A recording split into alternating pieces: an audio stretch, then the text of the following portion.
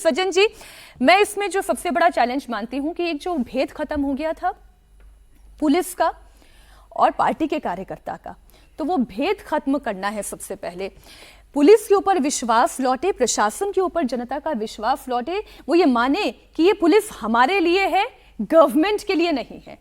बिल्कुल, देखिए सीपीएम के समय से ऐसा माना जाने लगा कि वहाँ पे जो सरकारी संस्थाएं हैं, जो वहाँ के ब्यूरोक्रेसी है और वहाँ की पुलिस है, उसमें और सत्तारूढ़ पार्टी सीपीएम में कोई फ़र्क नहीं है। और टीएमसी में जो थोड़ा बहुत एक फसाड बचा भी था वो भी खत्म हो गया। तो पहली जो चुनौती है, चूंकि एक लॉन्ग टर्म चैलेंज है सुरक्षा वगैरह का, घुसपैठ का, लेकिन एक शॉर्ट टर्म जो सबसे पहला है वो ये है कि ये संदेश जाए कि वहाँ की जो पुलिस है, बंगाल पुलिस है, वो न्यूट्रल है, वो पार्टी की एक एक्सटेंशन नहीं है जो अभी तक चला। इसको आप कैसे सिद्ध करेंगे?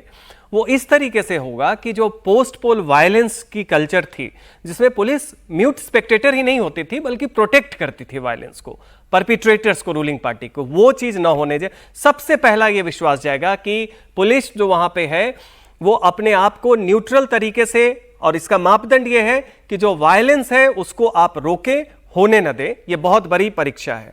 दूसरी, आप देखिए बंगाल में जो कल्चर है उसे क्लब कल्चर कहते हैं, जो सिंडिकेट कहते हैं, वो कैसे होता है।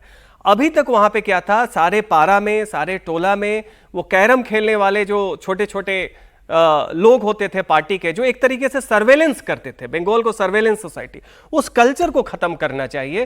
पार्टी की रीच जो है वो चुनाव तक हो, उसके अलावे आप क्या, कहां जा रहे हैं, किससे मिल रहे हैं, किससे बात कर रहे हैं, कहां शादियां हो रही है, इन चीजों का कल्चर हटे। तीसरी जो बात वहां पे है, आप देखिएगा कि जो निवेश को लेके जो सबसे बड़ी बात है कि कुछ पॉजिटिव डेवलपमेंट 100 दिनों के अंदर में आना चाहिए, क्योंकि बंगाल को डी इंडस्ट्रियलाइज किया गया है। उसकी भौगोलिक स्थिति इकोनॉमिक डेवलपमेंट की पहले से थी। देखिए 1960-61 में वो नेशनल जीडीपी में बंगाल का जो शेयर था वो तकरीबन 11% का था, आज वो लगभग 5.5% का है। तो ये दिखाता है कि बंगाल कितना डिक्लाइन किया है। तो पहला आप ये जरूर कुछ फैसले लें कि 100 दिन में कोई एक बड़ा अनाउंसमेंट हो कि यहां पे औद्योगिकीकरण, जो इन्वेस्टर्स हैं, बिजनेसमैन हैं, उनका फेथ हो रहा है, कानून व्यवस्था हो रही है।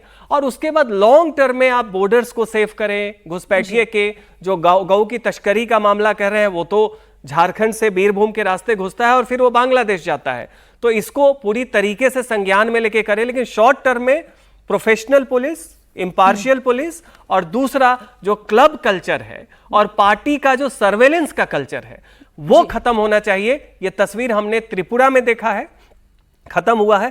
लोगों को थोड़ा पॉलिटिक्स के अलावे भी एक स्पेस दें, सांस लेने की, हर चीज वो सुबह उठे और सोए, वो पार्टी के तकरीबन में ना। मैग्नीफाइंग ग्लास लेकर हर वक्त अगर कोई आपको ढूंढता फिरेगा तो फिर वो भरोसा कायम नहीं हो पाएगा, वो डर खत्म नहीं हो पाएगा।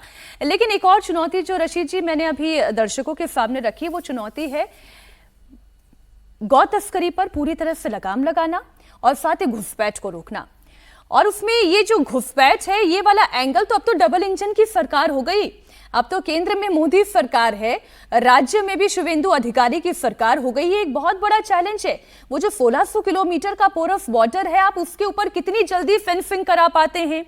जो नदियां हैं, नाले हैं, जहां से आराम से तैरकर बंगाल से बांग्लादेश, बांग्लादेश से बंगाल आया जाया जा सकता है, आप उस पर कितनी जल्दी बुलेट की रफ्तार से काम कर सकते हैं? जी मीनाक्षी, देखिए ये बड़ा एक संवेदनशील और प्रायोरिटी का मामला है।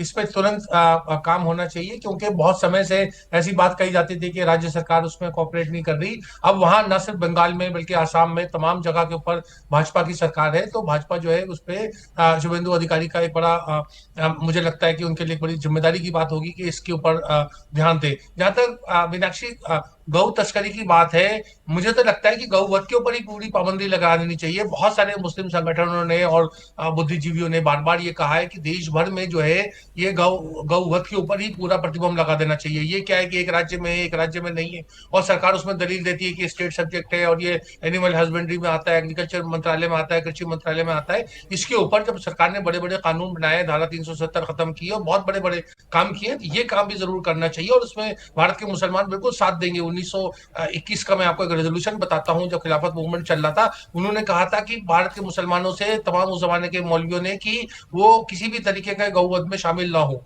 और उसका पालन सब लोग करते आए हैं, तो उसको पर एक कानूनी शक्ल देने की बहुत ज्यादा जरूरत है। ये भी एक प्रायोरिटी एरिया होती है। एक और बात मीनाक्षी मैं चिन्हित करना चाहूंगा, वो मुख्यमंत्री बने हैं।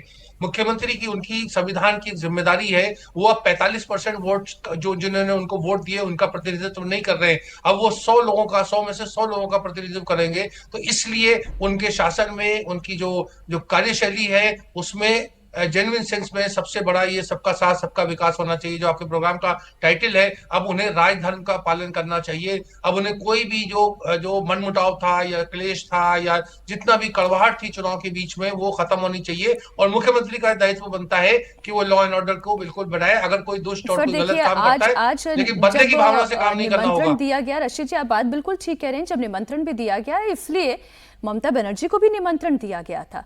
अब वो आना चाहें या ना आना चाहें ये उनके प्रेरोगेटिव में था, उन्होंने नहीं आना स्वीकार किया।